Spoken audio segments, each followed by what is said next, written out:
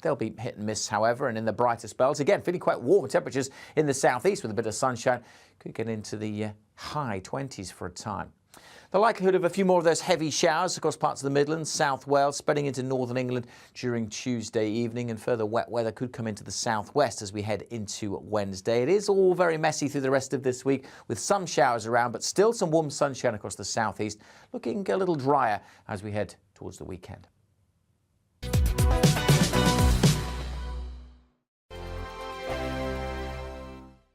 Join my show Farage, 7 p.m. till 8 p.m. Monday through Thursday. And there you will get opinion, analysis, debate, and I'll cover stories that nobody else dares to touch. You've been cancelled. Join the club. Oh, my goodness me. And then for the last 15 minutes, talking pints. We're over a drink. We have a civilised conversation with someone. We very often disagree, but we do it in a grown-up way. Come and join me on Farage.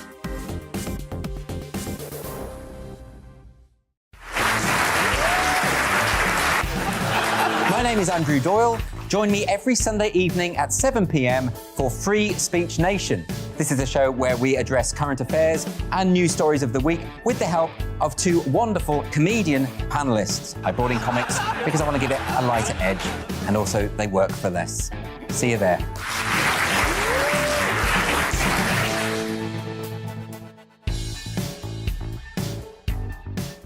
Hi there, it's Stephen and Anne. At breakfast from 6 a.m, you'll always be caught up with everything you need to know, the latest headlines, opinions and debates. We'll bring you the good news and the bad, but most of all, we're here for you. Remember, send in your views and let us know what you would like us to talk about. That's because we're your news channel. And every morning at 6 a.m, it's breakfast on GB News. I'm Dan Wootton. Join me Monday to Thursday from 9 to 11 for the feistiest and most fun news debate on TV, where free speech reigns. I'll bring you a sharp take on the day's biggest stories, bombshell newsmaker interviews, and A-list guests. And I guarantee you, no spin, no bias, no censorship, and no reason to go to bed. That's Dan Wootton Tonight, Monday to Thursdays from 9 on GB News.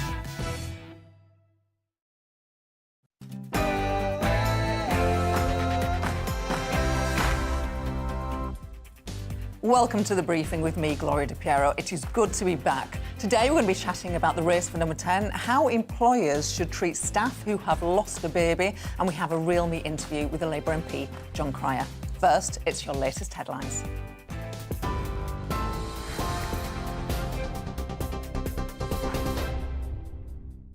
Gloria, thank you. Good afternoon. It's just gone midday. I'm Bethany Elsey here to bring you up to date from the GB newsroom.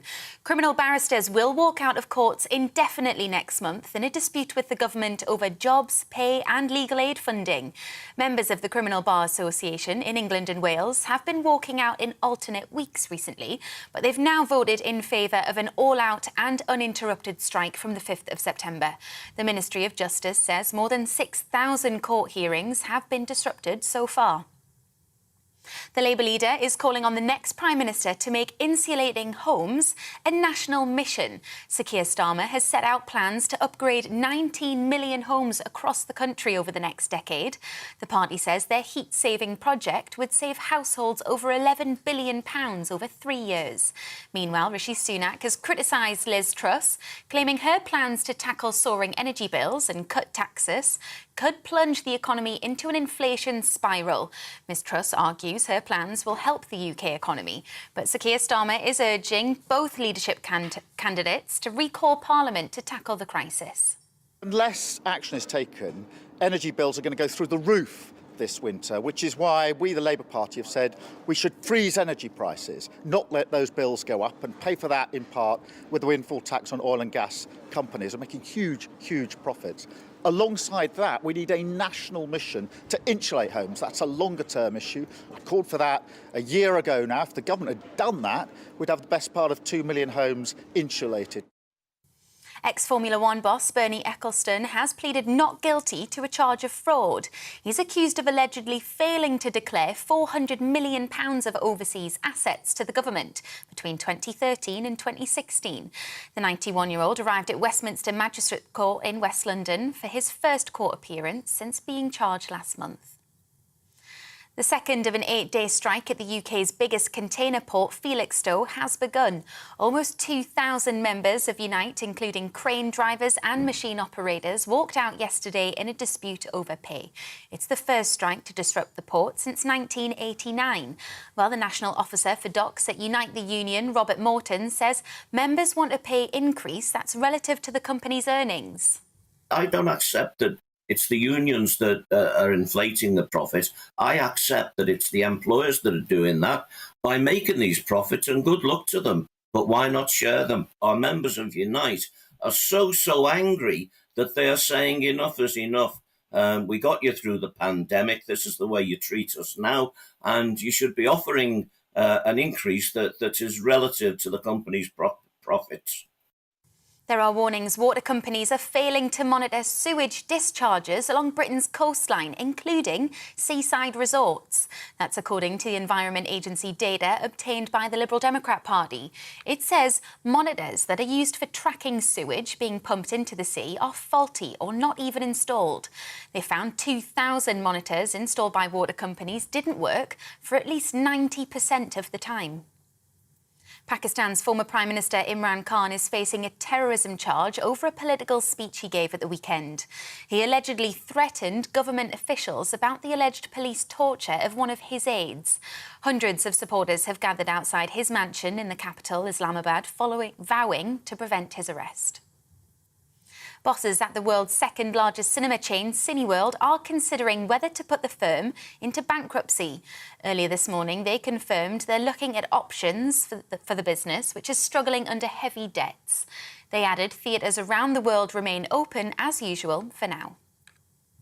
And GPs will start prescribing walking and cycling as part of a nationwide trial to improve mental and physical well-being.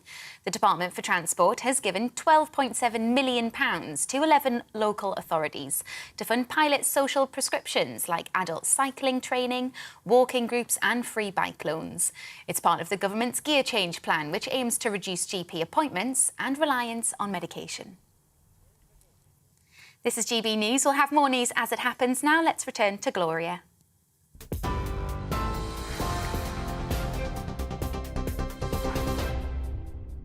Coming up this hour on The Briefing, the race for number 10 is finally, well, sort of coming to a close. Still another couple of weeks left. Rishi Sunak has criticised Liz Truss's tax cut plan, branding it a fantasy.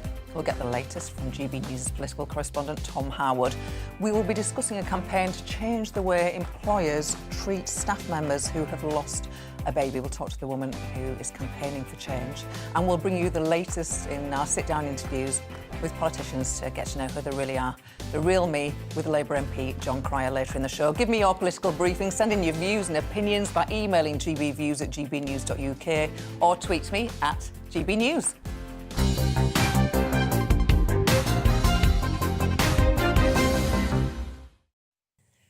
As people are bracing themselves for those hikes in bills over the next few months, many are accusing the government of not acting quickly enough. Well, in the last hour, Sir Keir Starmer, the Labour leader, has been speaking about this. Let's take a quick look.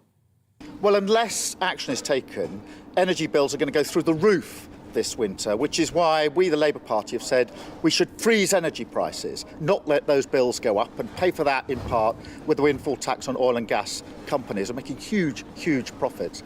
Alongside that, we need a national mission to insulate homes. That's a longer-term issue. I called for that a year ago now. If the government had done that, we'd have the best part of 2 million homes insulated. This morning I've been seeing next-generation homes with insulation built into them. So we need to freeze prices for this winter, but we need a longer-term answer. That's insulating homes, a national mission.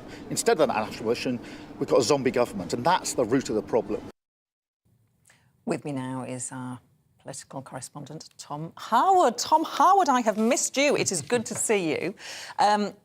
Labour, they've got a clear policy. If there was a Labour government, energy bills wouldn't go up. What's not to like? Yes, it's a clear policy. It's an easy policy to communicate, and that's why it's very politically attractive. And the limited polling that we have seen around it shows that it has fairly broad support.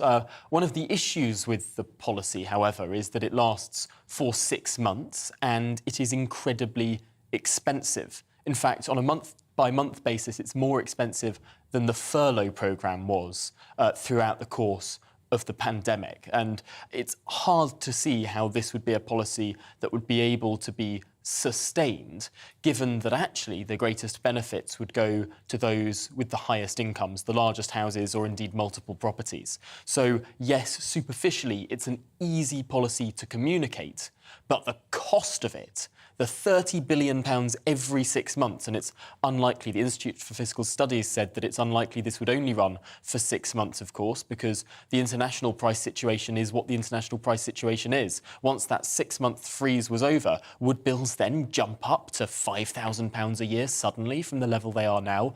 Unlikely. This would be a thing that would be rolled over, otherwise it would create a crisis, and that would cost tens of billions of pounds. It would cost £60 billion a year. No doubt that whoever is victorious in the Conservative leadership race is going to be the first thing to deal with in their inbox. Interesting opinion poll out today, though. It's an opinion poll of Conservative voters, so not just members, and it suggests that of all the candidates on offer, actually, they'd prefer Boris Johnson. Yes, not quite a majority, but certainly a large plurality of the vote. Around 44% of Conservatives saying that Boris Johnson, were he on the ballot, would be their first preference choice. Second is Liz Truss. Third is Rishi Sunak. And after that, don't know, smatters up the rest of the percentages. But it's fascinating to see that there's actually a level of regret, one might say, because there were polls of the Conservative Party membership, of certainly Conservative Party voters, before the defenestration of Boris Johnson, saying they thought it was his time to go, that he should have resigned. It appears that a number of Conservatives have changed their mind on this issue. Not that they never wanted him to go, but now they think, actually, it would be better were he to remain in place. When they look at the alternatives and they think, actually, bring him back. Well, it'll all be over in 2 weeks, and we'll be discussing that along the way. Take care, Tom. Well, we're going to continue the discussion now on the race for number 10 and much more. Joining me now is the former Labour MP Natasha Engel and the former Conservative MP Barry Legg. Good to see you both. Just to start with you, Barry, on what I was just talking about with our political correspondent there, that Conservative voters would prefer Boris Johnson over the two alternatives, according to a poll out today. Do you think Tory MPs made a mistake in outing him? Well, it's a difficult issue, but I think the problem with Boris is delivery. He's got a fantastic personality and he appeals to a lot of voters. But the issue is very much delivery. Can he deliver policies effectively? And I think that is really what has been his downfall. The inability to effectively deliver policy. And we certainly need a lot of policy input at the present time. And Natasha, over to you. Of all the alternatives of Rishi Sunak, Liz Truss, or bring back Boris Johnson, who would the Labour Party really like to face? Well, I think the Labour Party was probably quite sad to see the end of Boris Johnson, actually, because I think out of all the candidates, probably Boris was the one that Keir would like to have run the next election against. But I think either candidate is fine for the Labour Party, actually, at the next general election. So yeah, I mean, I think Keir Starmer will be happy with either Liz Truss or Rishi Sunak. Barry, who are you backing and why? Well, I'm backing Liz Truss. I've been a critic of Rishi Sunak as Chancellor. I think he increased several key taxes too heavily, which has been bad economically and politically. So I think Boris actually made a mistake in continuing with Rishi as Chancellor. Certainly tax policies needed to change. And with the two candidates that we've got now, I much prefer Liz to Rishi. Rishi Sunak, I mean, it's quite a brutal race. I'm going to stick with you, Barry, for this one, if I may.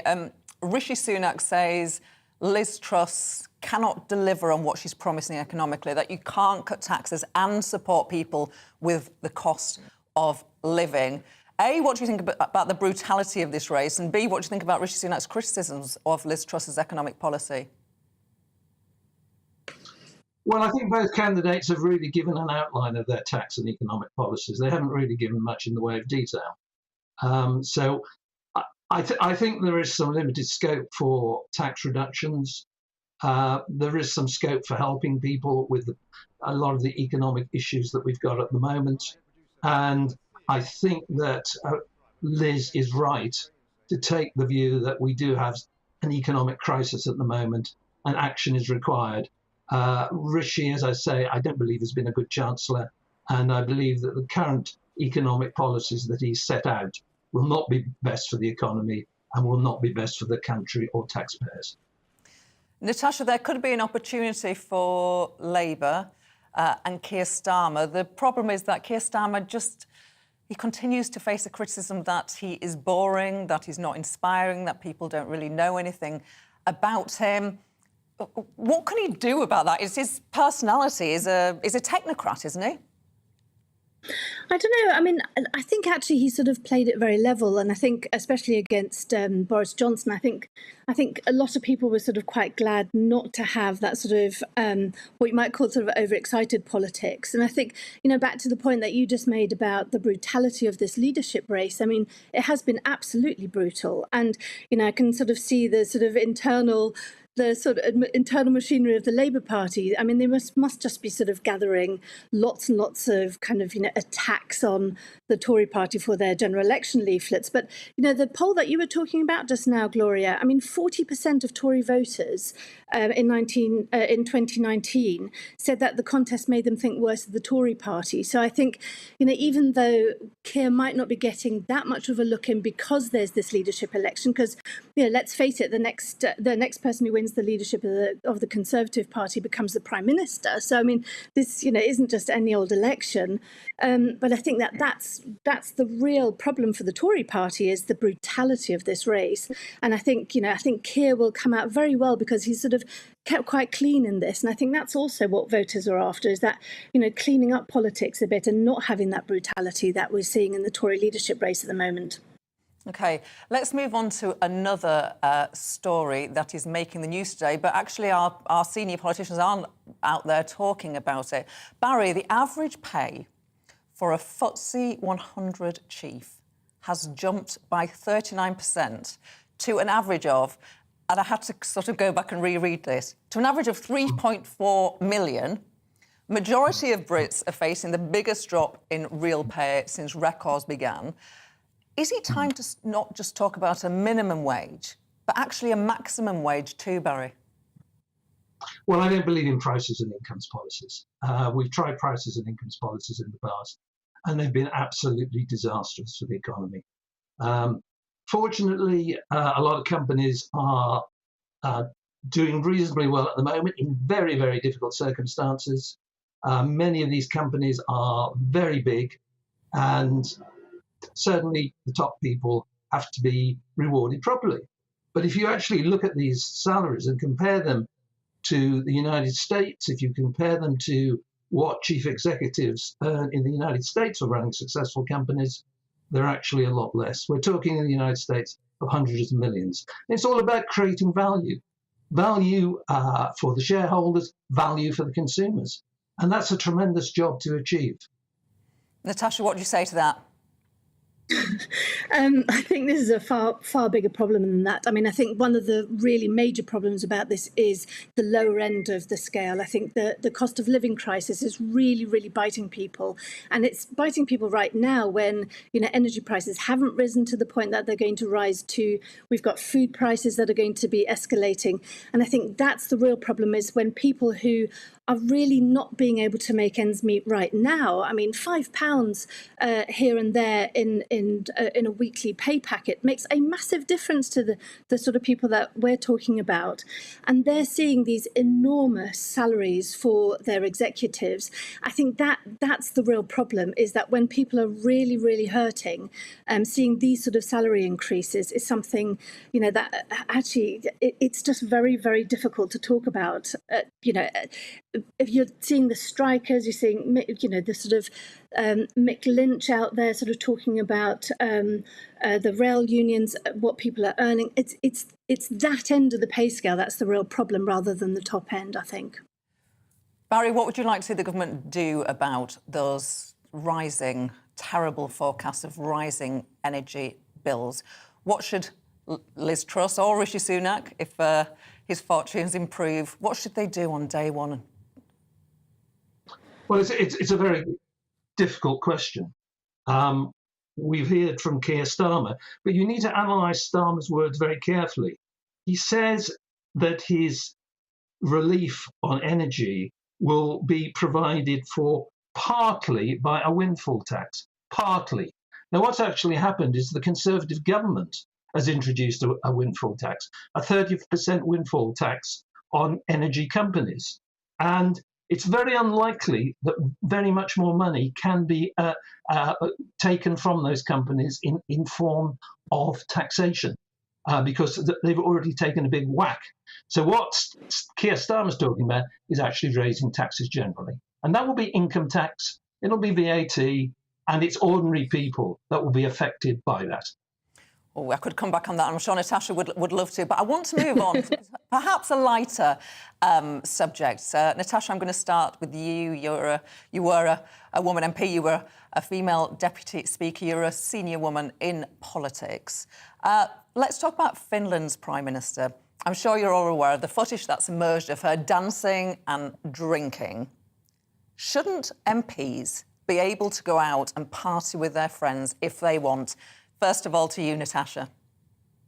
Yes, definitely. I mean, I've got absolutely no doubts about this at all. And I was sort of shocked at the sort of how people responded to this story. I mean, I was really full of admiration for her on her position on Putin and the war in Ukraine, and now sort of seeing her kind of let her hair down, be a normal person. I mean, she wasn't doing anything wrong. She was at a party. She was enjoying herself, and I think the response to it, the real pity about it has been, what does that message say to younger women who might be thinking about going into politics? You know, that's the response that they have. I'm sure it's set that train back for years. You know, lots of girls will be looking at that thinking, well, you know, of course she should be allowed to have fun, but also be a very good Prime Minister. I think it's a real shame what's happened. I think she was absolutely spot on. Barry, we've seen footage of Michael Gove. He was dancing in a nightclub. I mean, are politicians allowed to have fun? Yeah, they can have fun, that's fine. But I think one of the problems at the moment is that the electorate actually expect more from their politicians. They really want them to work in their interests. So when people see politicians partying, I can understand why some of them don't like it. A lot of the people watching can't afford to party. They haven't got the money to spend on lots of drinks and party occasions. They really haven't. So I think people do want to see their politicians acting seriously, coming up with serious remedies for the problems their countries face. You've been a great panel. I'm going to have to let you go now, though. Former Labour MP Natasha Engel and former Conservative MP Barry Legg, thank you. Thanks for joining us. Have a good day. Coming up next, we're going to be talking to a focus group guru on what regular voters think of both leadership candidates. Before that, it is time for your weather. Hello, Alex Deacon here with your latest weather update from the Met Office. It's a bit of a messy situation with the weather at the moment. Quite a lot of cloud around. some rain and drizzle in places, but it's quite warm and humid, and that's because these weather fronts are drifting in from the Atlantic. Low pressure is nearby and bringing with them a lot of warmth, a lot of humidity, and quite a lot of cloud. Having said that, we started the day with a fair bit of sunshine over the east.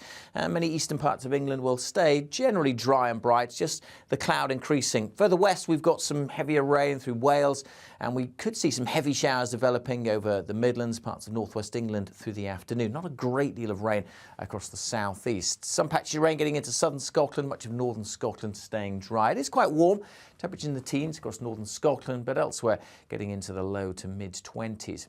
We'll see a bit more of that showery rain working across into northeast England, Lincolnshire and eastern parts of Scotland through the evening.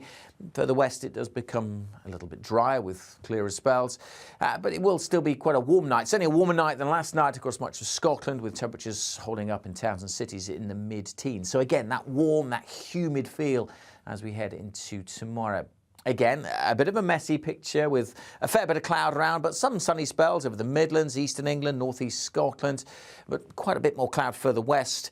Northern Ireland may brighten up at times, but Wales and southwest England looking likely to see some further heavy showers developing by the afternoon. They'll be hit and miss, however, and in the brighter spells, again, feeling quite warm temperatures in the southeast with a bit of sunshine. Could get into the high 20s for a time.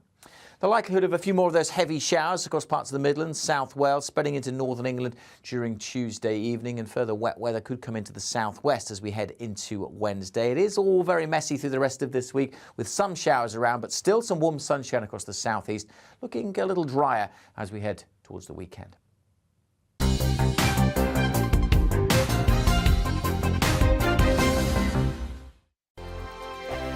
Join my show Farage, 7 p.m. till 8 p.m. Monday through Thursday. And there you will get opinion, analysis, debate, and I'll cover stories that nobody else dares to touch. You've been cancelled. Join the club. Oh my goodness me. And then for the last 15 minutes, talking pints. We're over a drink. We have a civilised conversation with someone. We very often disagree, but we do it in a grown-up way. Come and join me on Farage.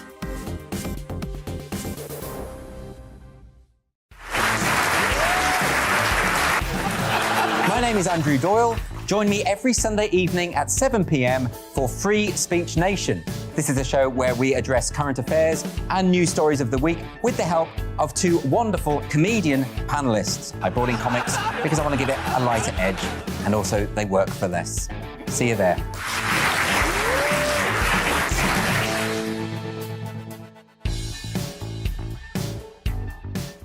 Hi there, it's Stephen and Anne.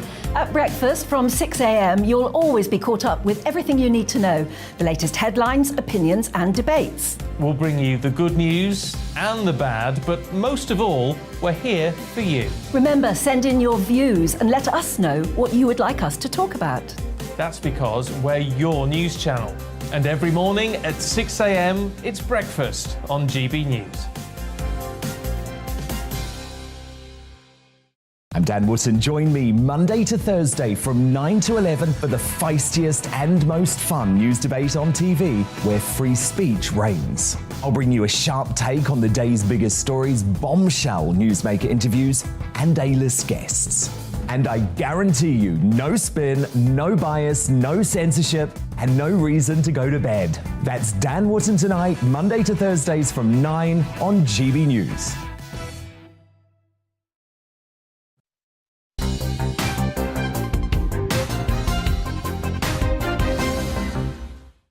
Welcome back. Now, the front page of the Times this morning shows an opinion poll which suggests that Conservative voters would prefer Boris Johnson to stay on as leader when compared to Rishi Sunak or Liz Truss. Joining me now is Luke Trill. He is the UK director of the campaign group More in Common. Hi there, good to see you. Hi, good to see you. So on this particular poll that's out today, I know you've been going around the country doing focus groups, and actually it'd be good to start your answer by telling us the difference between a focus group and opinion poll. And just tell us if that poll on the front page of today's Times, if that chimes with what you heard when you've been speaking to voters. Yeah, absolutely. So an opinion poll, I guess, is what we're used to be 40% of voters think this, 60% of voters think the other. And you ask usually quite a binary question, which political party do you support, that type of thing.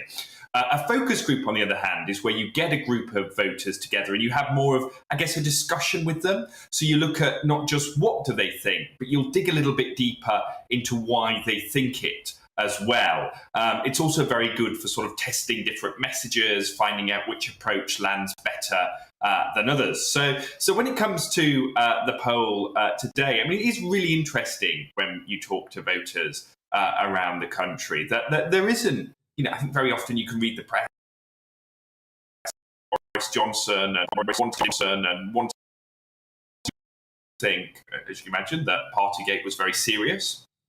They do think it's right. There were consequences for it, but they do still give Boris lots of credit for lots of things. So you talk to people in focus groups and say, well, he did get Brexit done. And that's not just Brexiteers, that's some Remainers as well who are just so sick of the ongoing row. They'll say he did quite a good job on the vaccine rollout, actually. And they'll also often say, a bit of, oh God, the poor guy, he came in, he had to do Brexit, then there was COVID, then he got COVID, of course, and he still gets a lot of sympathy for that. And then the final thing, I think, is, that he still gets a lot of warmth from people for is the fact that, people do like his style. It irritates some people. It particularly irritates some people in Westminster, but people like the fact that he's not an ordinary politician. And so, I think it's a mistake to assume that everything about Boris, because what's happened is just now trashed by the public. And, one of the points that we've made based on the focus groups is actually the two contenders should really look at those bits of his agenda that the public really liked and take them forward. So, levelling up, hugely popular. We found that 7 in 10 Red Wall voters said that levelling up would be important in determining their vote at the next election. Climate change as well, actually right across the country, particularly given the weather we've had, people want to see action on that. So there's actually lots that Boris has done and has happened over the past 3 years that people want to see carrying on. Liz Truss is now the clear favourite to succeed Boris Johnson. It's not how the contest started. What has she done right? Where did it all go right for Liz Truss? Yeah, it's a really good question. So, and the great thing about running focus groups over the past year in particular is that we've been able to chart the sort of changing fortunes of those two candidates. And if you'd asked me 8 months ago, based on focus groups, I would have told you Rishi Sunak was a shoo-in to be Prime Minister. People would say things like, he saved my job during furlough, he's more prime ministerial than the Prime Minister, he was really riding high. Whereas Liz Truss, surprisingly for someone who's been around for such a long time, actually wasn't that well known. Lots of people didn't offer an opinion. They sometimes got confused with other politicians. And then what changed was, firstly, the war in Ukraine raised Liz's stature quite significantly, and people liked the tough stance that she took. I know some people in Westminster didn't, but again, when she went to see Lavrov and was seen to be standing up for him, people liked that. And then as the contest unfolded, people really liked some of the answers that she gave in debates. So, we often assume it's about the slickest candidate who is most popular with the public. It wasn't like that at all when she talked about being a plain-speaking Yorkshire woman. In fact, actually, when she talked about changing her mind on issues like Brexit and having been a Lib Dem in the past, most people were like, well, yeah, that's just what normal people do. They change their mind when things change. So as the contest went on, people liked that. And they particularly thought that in this moment, in a cost of living crisis, actually, she's most likely to get it and to understand. That contrasts with Rishi. So if one story has been Liz's rise, unfortunately for him, the other has been his decline. And the big turning point for him when he lost that kind of gold star status with the public was when revelations about his family's tax affairs came out. And, that's not because the public are anti-wealth. Lots of the public are very aspirational. But it was this sense of, but he's not playing by the same rules that I am. And if he's doing that, does he really get it during a cost of living crisis? Is he really on our side? And there was a really dramatic fall. We saw it in the focus groups. People said, I thought he was a future Prime Minister, but he's totally blown it now. That's an actual quote from one of the groups. So you really saw that changing fortunes of the two candidates.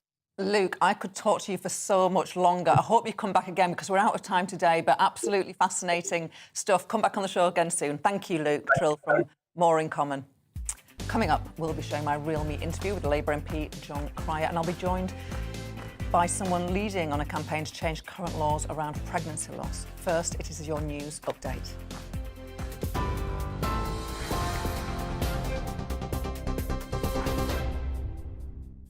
Good afternoon, it's 12:31. I'm Bethany Elsey in the GB newsroom.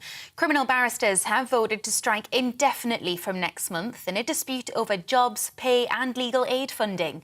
Members of the Criminal Bar Association in England and Wales have been walking out in an alternate weeks, but they'll now stage an all-out and uninterrupted round of industrial action from the 5th of September. Ex-Formula One boss Bernie Ecclestone has pleaded not guilty to a charge of fraud.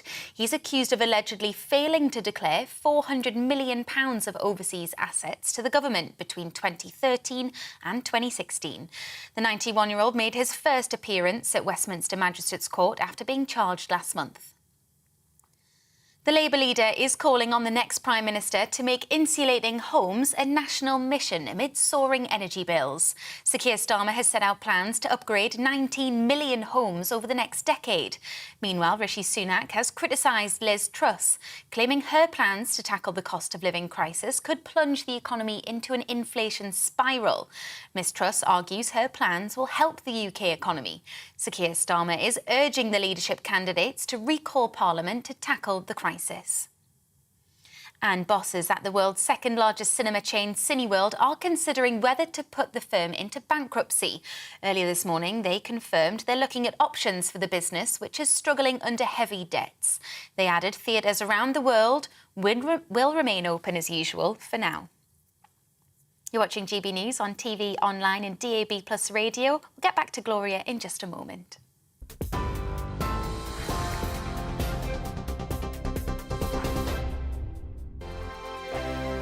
Join my show Farage, 7 p.m. till 8 p.m. Monday through Thursday. And there you will get opinion, analysis, debate, and I'll cover stories that nobody else dares to touch.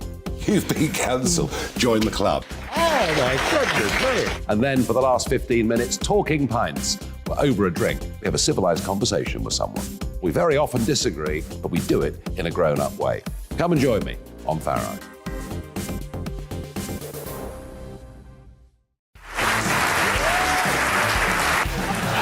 My name is Andrew Doyle.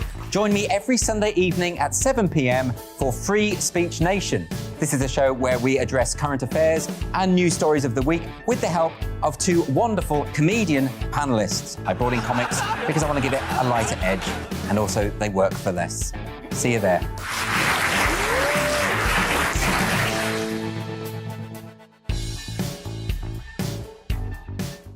Hi there, it's Stephen and Anne. At breakfast from 6 a.m, you'll always be caught up with everything you need to know, the latest headlines, opinions and debates. We'll bring you the good news and the bad, but most of all, we're here for you. Remember, send in your views and let us know what you would like us to talk about. That's because we're your news channel. And every morning at 6 a.m, it's breakfast on GB News. I'm Dan Wootton. Join me Monday to Thursday from 9 to 11 for the feistiest and most fun news debate on TV, where free speech reigns. I'll bring you a sharp take on the day's biggest stories, bombshell newsmaker interviews, and A-list guests. And I guarantee you, no spin, no bias, no censorship, and no reason to go to bed. That's Dan Wootton Tonight, Monday to Thursdays from 9 on GB News.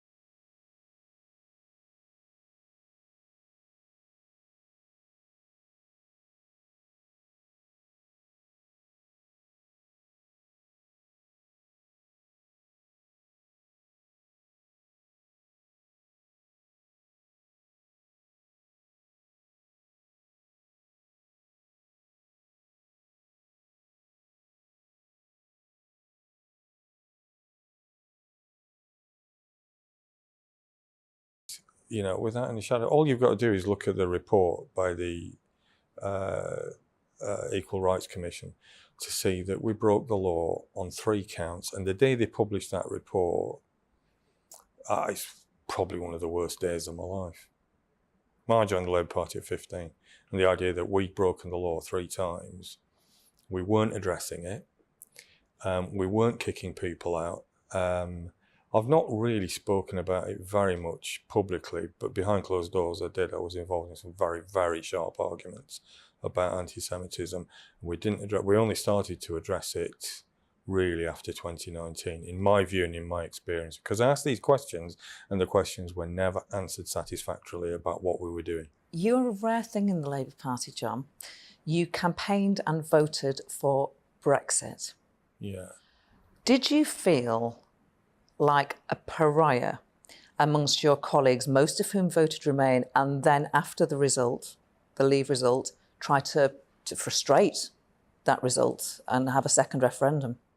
Yeah, not really. I mean, in the PLP there were some sharp differences, but there were on the Tory side. I mean, one of the most difficult things for me recently has been this sort of parade of Tory ministers who come to the dispatch box and they pretend they were always Brexiteers. They weren't. Many of them campaigned for Remain.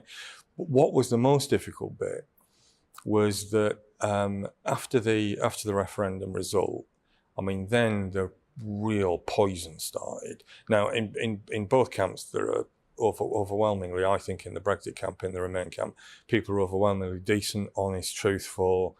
They're not personal. But in both camps, you get an element who are deeply personal and vindictive. Now, I was then on the receiving end of some real nasty stuff, and it sort of showed me the worst. I think really the worst element in British politics. Constant threats, constant abuse. This is online, but also in public meetings. And I didn't mind it. You know, I did public meetings about it after the result, so that people could basically come along and have a go at me, and they did. But I felt in the parliamentary party, no, I mean, people were quite accepting that, you know, we had differences. I was the only member of the shadow cabinet who voted for Brexit. Well, the only one who's admitted to it. I mean, maybe there were 1 or 2 others, but they've never admitted it to me or anybody else. So I was the only one. And when the party shifted its position to a second referendum, I mean, I did think we were going down the wrong path, and we antagonised an awful lot of people in the North and the Midlands. But you know that you got to a critical mass where certain figures in the shadow cabinet switched to that position, and it just became overwhelming. So I couldn't do anything to stop that. Maybe momentum's the wrong word, but I couldn't do anything to stop that momentum that was going in that direction. And I can remember there were like 2 meetings where I went along and I thought, this is it, we're going to go for a second referendum. And I think we made a mistake, and and I did. And the sort of area where I grew up, where you grew up, which tended to be Brexit areas, that's where we antagonised people. And I think now we're recovering from it, but it's taken a long time. We know the same part of the world very well. So I grew up in Bradford, and your dad was my MP when I joined the Labour Party as a teenager. He died in a car crash when you were in your mid-20s. Yeah. Your mum was in the car, Yeah. but she survived. Yeah. Thank goodness. That's a very sudden and horrible way to lose your dad. Can you talk me through how did you find out? Who called you? Oh, the Chief Whip called me. The Chief Whip? Yeah, he was then Derek Foster, and sadly he's no longer with us. And I got this phone, I was at work, and I got this phone call. And the switchboard said the Chief Whip needs to talk to you. Now, I had no idea what had happened, so obviously he told me what had happened. And the car turned over. We never found out why, by the way. There were 2, the police did their own inquiry, and then there was a second inquiry. That's a bit of a long story. But the car turned over twice, and he was quite tall, so he died of head injuries. The back window was smashed out, so my mum crawled out the back window. So it was all pretty traumatic. I remember having to. It was on the M1, and my mum and my dad were taken to hospital in Watford. So I remember travelling from. I worked in central London, as I've done quite a lot. I travelled up to Watford, and that was it. How do you deal with a trauma like that? Well, you sort of live with it, I suppose. I mean, it's not easy. He was, funnily enough, he was the same age that I am now when it happened, you sort of think. For quite a long time afterwards, I kept thinking, I'll have to talk to my dad about that. And I was like, oh no, I can't. He's not here anymore. And you've got that sort of conditioned reflex that leads you to think he's still around, and obviously he's not. So I mean, he went well before his time. I imagine he'd have probably lived well into his 80s, 90s if it hadn't been for that accident. And he was always. It was sort of what. I suppose what made it more difficult was that he was such more. You knew him, and he was such a live wire. He was like a force of nature. So it was difficult to accept that he was now no longer with us. And it's you don't get over something like that. You just come to terms with it. Did it make you want to go into politics? Well, I was already involved. I mean, I was a left-wing. I was a journalist then, and I worked on all sorts of publications, but that included sort of left-leaning publications like Tribune and various others. So I was already involved, and I was involved in local wherever I happened to live in London.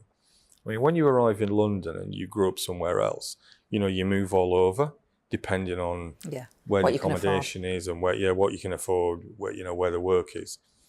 And so I was moving all over the place. So I was involved in the local Labour Party wherever I happened to be, and that meant largely East London, various parts of East London, West London, Central London, south of the river on the odd occasion. So I was already involved. I was writing about politics. So it wasn't like it was a natural progression. Growing up, I never had any ambitions to be an MP. But actually, I was originally MP for Hornchurch, and that happened because of living and working all over. I knew people right across the capital, and I knew one or two people in Hornchurch, and they invited me to come along and maybe think about standing, which I did, and then I was elected, which nobody expected, because it was one of those seats where my Conservative predecessor, Robin Squire, he had a majority of like 9,500. So I thought, there's no way I'm going to overturn that. But I always have a sort of fairly pessimistic view of these things. Even at the count, I remember being at the count on election night, 1997, and it was obvious we were going to win, and I was still saying, I'm not sure we're going to do it. Because I was so used to getting stuffed, not sure if we're going to do it, and I didn't think I'd win. I ended up with a majority of 5,700. But I can remember as the news came in, somebody said, "Oh, we've just won Hastings." And I went, "Just won Hastings?" So next minute, you're going to tell me we won Shipley? A few minutes later, we won Shipley. Yeah, it was extraordinary. It was quite a night. Your mum went on to become an MP. Yeah. Yeah. That must have been a moment for you. Oh, yeah. Well, I was really proud of her. She was, my mum, well, you know my mum, and she left school at 40. People don't believe me when I say this. When she left school, the school leaving age was 15. She was at a secondary modern school, which don't really exist now in most places. She was 14 and she was offered a job. And the head teacher said to her, "Well, you're not doing anything here, you might as well go." So she actually left school a year before the school leaving and started work at 14. And she never expected to do anything like be elected to Parliament. And I suppose, my dad was always sort of the centre of attention. But there was an all-women shortlist in Keighley, as there was in a lot of seats at that time. And my mum put a name forward. She didn't actually think of it. Me and my sister said to her, why don't you put your name forward? And actually she was selected on the first ballot and then won. So, your dad was an MP, sadly gone. Your wife is an MP. Your mum was an MP. Your sister-in-law's the Shadow Chancellor. Are there any laughs on Christmas Day at your house? Yeah, well, you know my wife, and you know what she's like, and we've got small children, so things are always very, very lively. Yeah, things are always good. I don't want to go into details, But it's not just all politics, you promise us. Oh, no. Because you have to agree to disagree about some things. Like on Brexit. Yeah. Opinion is divided in my family. Everyone else is for Remain, I'm for Brexit. Right, now this one I discovered while I was researching, didn't know this before. As a child, you appeared as an extra in the film The Railway Children. The Keighlin-Worth Valley Railway, which maybe many of the people watching this haven't heard of it, it's a preserved steam railway in West Yorkshire. My dad started it, not because he was able to buy it, he was just a local teacher, but he started the society which put together the money, raised the money, they bought the railway. Now, EMI, which was the film company who made The Railway Children in 1970, I think it was. Yeah, 1970. They went visiting various steam railways. There weren't that many then. And they were based in the southeast. So why they decided to film in Keighley, I've always imagined it was probably my dad could be very persuasive when he wanted to be. So when EMI arrived, he managed to persuade them to film it in Keighley. Wow. On the Keighlin-Worth Valley. What he then did was he got himself the job as technical director for the summer. And he then got all the family jobs as extras. So, I mean, the things he talked his way into. And we got paid £5 a day for hanging around in Edwardian clothes. That's not bad in 1970. It was a lot of money. I never saw any of it. My mum will deny this, but I never saw any of it. Yeah, £5 was a lot of money. How old were you? I was 6, and my sister, who was old, my dad, my mum, me, my sister, we were all extras. Really? Yeah. All dressed up? Yeah, well, my dad only did it because he was technical director, so he was behind the camera. But one of the last days filming, the bloke who plays, if viewers watch it at the end, my dad's in it in a guard's uniform. That was just because the bloke who normally played the guard, he was called Graham Mitchell, he's still around. He wasn't there, and my dad was about the same height and build. So the director said, "We'll just put on a guard's uniform." So he just stood around in a guard's uniform. It was brilliant. How far do we have to go through the film? Whereabouts to look out for John Cryer? Where is it? Oh, when there's a scene where there's a landslide. Yes, right. That's the big scene. Yeah, but then the Railway Children, the 3, get presented with watches, and there's a band playing in the background, and the camera pans in on 2 little children. That's me and my sister, waving Union Jacks, you know. You're a Brexiteer right back then. Yeah, well, let's not go too hard on people are only just forgetting what I did, you know. Patriot right back then. John Cryer, real pleasure. Thank you. Thanks. You have been watching or listening to The Briefing with me, Gloria De Piero. I'm back tomorrow at noon. Up next, it's On the Money with Liam Halligan. But for now, it's time for your weather forecast. Hello, Alex Deacon here with your latest weather update from the Met Office. It's a bit of a messy situation with the weather at the moment. Quite a lot of cloud around. Some rain and drizzle in places, but it's quite warm and humid, and that's because these weather fronts are drifting in from the Atlantic. Low pressure is nearby and bringing with them a lot of warmth, a lot of humidity, and quite a lot of cloud. Having said that, we started the day with a fair bit of sunshine over the east.